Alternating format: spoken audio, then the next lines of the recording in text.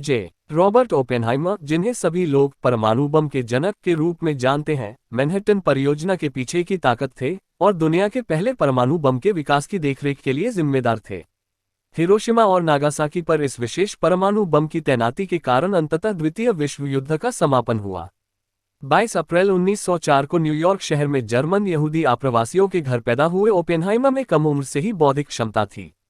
Harvard विश्वविद्यालय से रसायन विज्ञान में स्नातक होने के बाद उन्होंने इलेक्ट्रॉन की खोज के लिए जाने जाने वाले नोबेल पुरस्कार विजेता जे थॉमसन के अधीन इंग्लैंड के कैम्ब्रिज में कैवेंडिश प्रयोगशाला में स्नातक की पढ़ाई पूरी की। हालांकि ओपेनहाइमर ने अपने शोध के दिनों में सैद्धांतिक भौतिकी में गहराई से प्रवेश किया, जिसके कारण उन्हें जर्मनी में मैक्स बॉर्न के अधीन अध्ययन करना पड़ा। जब संयुक्त राज्य अमेरिका में द्वितीय विश्व युद्ध छिड़ गया तो उन्हें न्यू मैक्सिको में लॉस अलामोस प्रयोगशाला का निदेशक नियुक्त किया गया और इस तरह परमाणु बम विकसित करने के लिए अमेरिकी सेना का एक शीर्ष गुप्त प्रयोग मैनहट्टन प्रोजेक्ट अस्तित्व में आया। उन्होंने डिजाइन और विकास के लिए वैज्ञानिकों, इंजीनियरों और तकनीशियनों की एक टीम को इकट्ठा किया।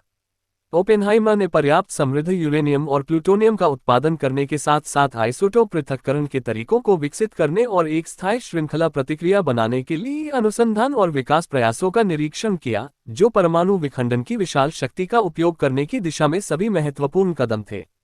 उनके प्रयास जुलाई 1945 में चरम पर पहुंचे, जब पहला परमाणु बम, जिसका कोड नेम ट्रिनिटी था, न्यू मैक्सिको रेगिस्तान में सफलतापूर्वक विस्फोटित किया गया। 1965 में एक टेलीविजन साक्षात्कार में ओपेनहाइमर ने एक बार कहा था, मुझे हिंदू धर्मग्रंथ भगवद गीता की पंक्ति याद आ गई। विष्णु राजकुमार को समझाने की कोशिश कर रहे हैं कि उन्हें अपना कर्तव्य निभाना चाहिए और उन्हें प्रभावित करने के लिए वह अपने बहुकार्य करता है सशस्त्र रूप में, और कहते हैं, अब मैं मृत्यु बन रहा हूं, दुनिया का विनाशक, जैसा कि उन्होंने अपनी रचना पर विचार किया जिसने दूसरे विश्व युद्ध को समाप्त कर दिया। क्रिस्टोफर नोलन, जो अंतरिक्ष, समय और सपनों की दुनिया के विषयों का पता लगाने के लिए जाने जाते हैं, अपनी अगली निर्देशित फिल्म ओपेनहाइमर के साथ वापस आ गए हैं, जिसमें सिलियन मर्फी मुख्य भूमिका में है।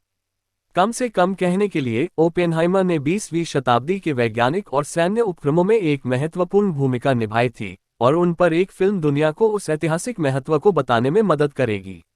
साथ ही फिल्म में जिम्मेदार वैज्ञानिक ज्ञान से जुड़े नैतिक सवालों की दुविधा को भी दिखाने की संभावना है। ओपेनहाइमर की कहानी निश्चित रूप से वैज्ञानिक जिज्ञासा और समर्पण को उजागर करेगी, जिसने मानव इतिहास को आकार दिया।